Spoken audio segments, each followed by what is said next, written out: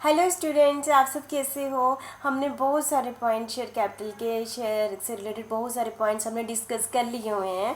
फिर भी आप अभी स्क्रीन में देख रहे होंगे कि बहुत टाइप की शेयर कैपिटल होती है। आपने प्रेफरेंस शेयर भी सुने हैं, इक्विटी शेयर भी सुने हैं, अभी आप स्क्रीन में स्वेट इक्विटी शेयर भी देख रहे हैं। ये आपने +2 में भी पढ़ा होगा। फिर भी हमने आपके साथ फिर से डिस्कस करूँगी स्वेट इक्विटी शेयर किसे कहते हैं।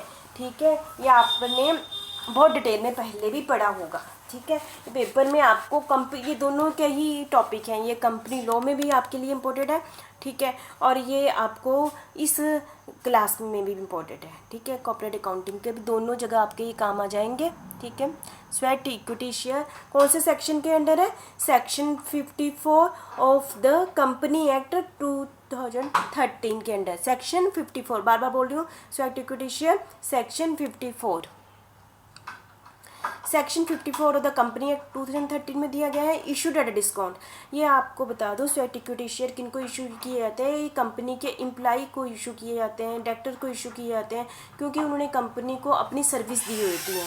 इसलिए कंपनी क्या करती है, इनको डिस्काउंट पर, मतलब कम रेट पर, मार्केट में जो शेयर का रेट चला होता है ना, उससे कम रेट पर अपने एम्प्लॉय को ये इशू करती हैं, तभी इसको स्वेट इक्विटी शेयर कहते हैं। ये एम्प्लॉय को दिए जाते हैं, ये मार्केट वैल्यू से कम रेट पर दिए जाते हैं। और इसको क्योंकि इसको कम रेट पर देना है ना, नए ओनर क्रिएट करने, उनको देना है, तो इसके लिए कौन सा रेजोल्यूशन पास किया जाता है? बहुत बड़ी बात है, स्पेशल रेजोल्यूशन पास किया जाता है। स्पेशल रेजोल्यूशन मैंने आपको बता दिया था। स्पेशल रेजोल्यूशन के लिए किसकी परमिशन लेनी पड़ती है?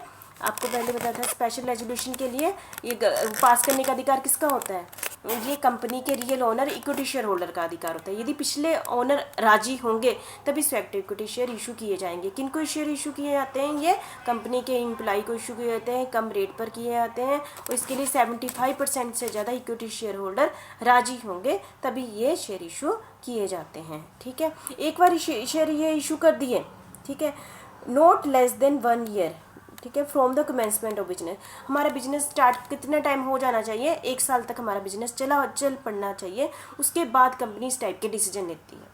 यदि कंपनी का अभी तक 1 साल हुआ ही नहीं है, बिजनेस स्टार्ट हुए, तब तक कंपनी इस टाइप के शेयर इशू नहीं कर सकती है। मतलब 1 साल कंपनी का बिजनेस चलने होने के बाद कंपनी इस टाइप के शेयर क्या करती हैं? इशू करती हैं। ये किसके अकॉर्डिंग चलता है? सेबी। सेबी आपको पता ही है, कंपनी से related rules and regulation SEBI के द्वारा बनाए जाते हैं।